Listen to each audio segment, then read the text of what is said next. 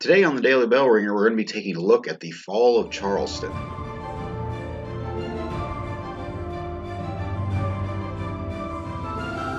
So, the Fall of Charleston, basically considered to be the worst loss of the Revolution for the Americans,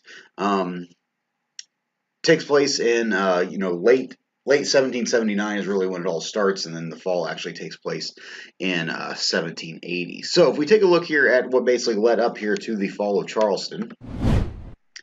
Um, the war is going to begin to move to the south.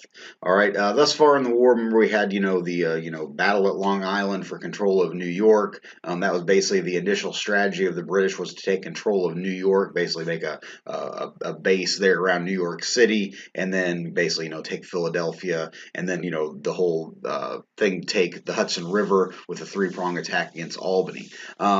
Remember that the attack against Albany had basically fallen apart with the loss there at Saratoga. William Howe had captured Philadelphia, but had basically ignored the plan to take Albany, and that's what resulted in the loss of Philadelphia. So really, William Howe, who had been the commander of the British troops there, had kind of been disgraced by this by the loss there at Saratoga. So he ends up resigning his command. All right, and in the meantime, of course, after Saratoga, the French come in on the side of the Americans, and so the French are beginning to feel a lot of pressure because now the war has become a world war. It's not just simply a war in the colonies, it's now a war fought over in Europe as well and on other fronts. And so they're beginning to feel a lot of pressure. So the British actually withdraw from Philadelphia and fall back to New York once again, and a new commander comes in. This guy you see here, not William Howe, I'm sorry, General Henry Clinton comes in and takes over. And when he takes over, he basically develops this new strategy that the British are now going to go fight in the South and try to take control of the southern part of the colonies. And really, he does this for two big reasons. One reason is because he feels like in the South, the British can exploit their naval dominance more in the South, but also in the South, there's a lot more loyalists in the South. Remember, the South had a lot more of that plantation economy that relied on trade with the British, and so a lot of people in the South were like, let's just get this war over with, or let's stick with the British so that we can keep on making money. All right, so it's in December of 1779 that Henry Clinton puts this whole plan into motion. All right, and so if we take a look at the map here. All right, looking at the map, most of the British, again, were, focused here in the north around New York, Philadelphia, and, trying to cut off the New England colonies. But now Henry Clinton's going to load up a bunch of his troops, and they're going to come down here to the south, and actually they're going to head for Savannah, Georgia. Savannah, Georgia had fallen the year before in 1778 and had been under British control. And so he's going to head for Savannah, Georgia, and then start marching north, sweeping across the Carolinas, what becomes known as the Carolina Campaign. But of course, the first place to capture is Charleston. All right, so if we zoom in here on Charleston, another commander that comes along with Henry Clinton, a guy named Lord Cornwallis, or Charles Lord Cornwallis.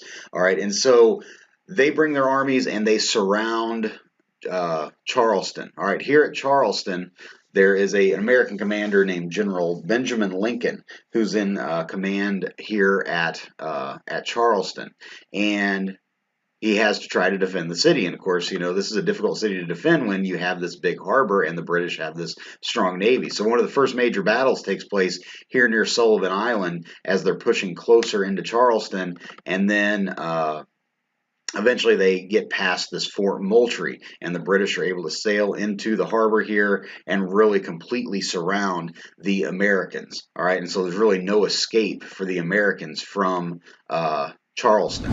All right, so it's in March of 1780 that the British really begin to move in closer and closer to Charleston there. Again, Benjamin Lincoln is there with a force of about 6,500 men against about 12,000 redcoats that are there attacking Charleston. All right, so on April 12th, actually, Benjamin Lincoln offers to surrender the city, but he says, I'll surrender as long as you allow the American troops that are there to leave. Well, Henry Clinton refuses that and basically continues to bombard the city. All right, so for 2 more weeks, they bombard the city as they lay siege to it. And so on May 8th, Clinton demands that Lincoln surrenders unconditionally.